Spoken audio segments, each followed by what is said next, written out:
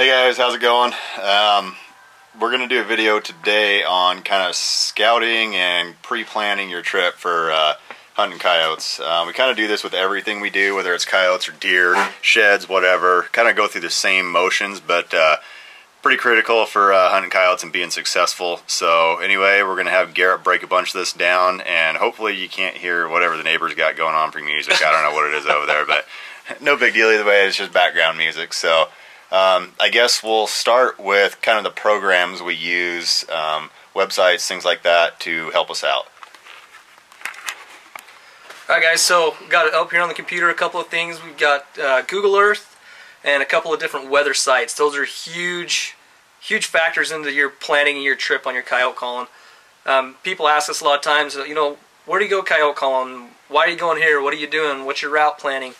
And a lot of it's just due to us being out in the mountains spending a lot of time out there, and a lot of it we found here on Google Earth, areas that, you know, look good, got good roads that you can make a loop on.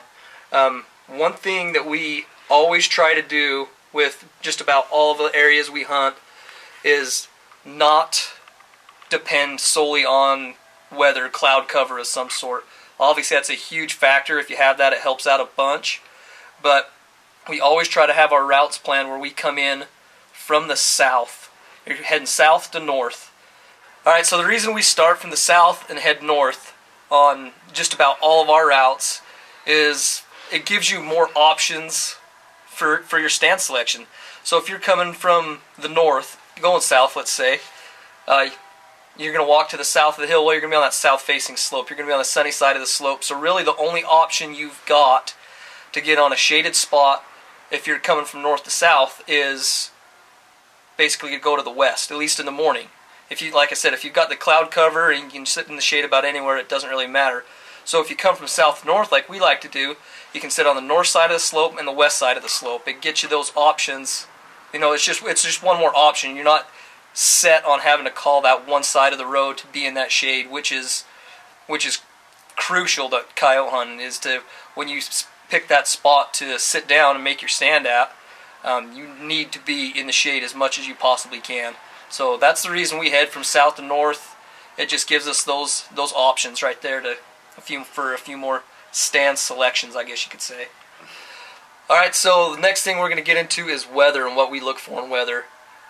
This, like I say, this is just what we like. This is what we're comfortable with. I've heard some people say they really like the, you know, bluebird sky type days, and honest to God, I hate them.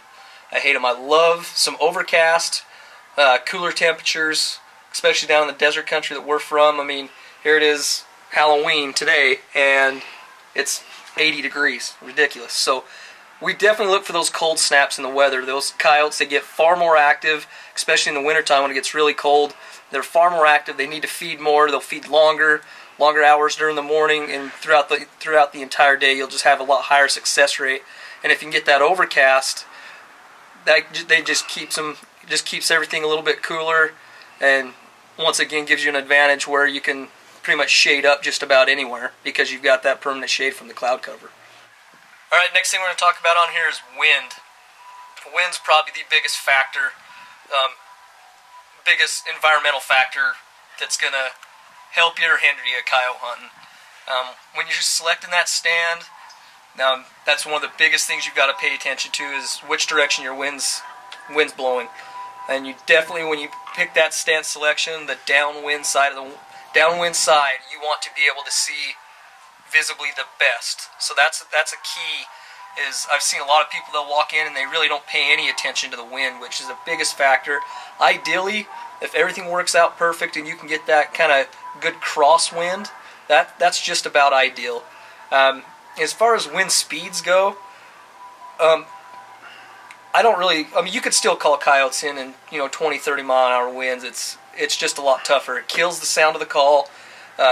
Doesn't travel near as far. Coyotes' ears are really sensitive. They're not near as active when they're out there in that kind of wind, but about that 10 mile an hour range is where I really kind of draw the line. I won't say I won't go out, but success rate stays a lot higher. You don't get coyotes that are just really circling downwind for, you know, 400, 500, 600 yards that are clear out there and never getting them to come in. So yeah, I would say around that 10 mile an hour threshold for the wind is about where I really is the border for me. Alright guys, kind of covered some basics there on factors, be it sunlight, cloud cover, you know, general weather stuff. Now we'll kind of go into some of the websites that we use. So the first one is huge. It's National Weather Service, the NOAA, National Oceanic Atmospheric and something else agency. I don't know. One of those government acronyms, you never know what they stand for. But anyway, if you just Google search NWS, it's National Weather Service, it'll come up, and a really easy website to use. I'll let Garrett do the driving here. Alright. So we'll just go down here and click on Southern Utah. That's where we're from. So yeah, just take your cursor and move it around to whatever you need to, you're looking at there, and just click on it. So we're in St. George. St. George, so I'll just click right up here out of town, just in a random spot. And you can get really site specific with right where you're wanting to go hunt. So I clicked on that. Go ahead and scroll down on this right here. So right there where that box is, that's where I've clicked. Wherever that is. Wherever that is, yeah. Forest, looks like just right around Enterprise, ain't it? Yeah. Yep. So this afternoon, sunny with a high of 61, southwest wind around 8. Then it gives you tonight's wind, gives you tomorrow's wind. So you can plan for a few days out. It gives you wind for about 3 to 4 days out. What do you see on Wednesday? Wednesday, we will not be coyote calling on Wednesday. Northeast wind 21 to 26 with gust of 40. Not Wednesday. Not going to happen. So yeah, that's the site we use. You know, and I mean we'll show you right here. We'll just click a little further south, just right outside of St. George. Maybe. It's thinking. It's thinking. Still thinking. There it goes. There we go. Why can I not operate your computer? Let's see on Wednesday around here. See, not near as windy down here, 7 to 13. So still, right there, and that's, you know, maybe only 20 miles difference from where I click. So that's a huge factor if you can take that and find out what your wind's going to be doing, how hard it's going to be blowing, what direction it's going to be blowing out of. Take all those factors that we've talked about earlier, and that's going to help you in planning your trip and getting the best success rate, setting yourself up for success, you know, before you've even left the house. So.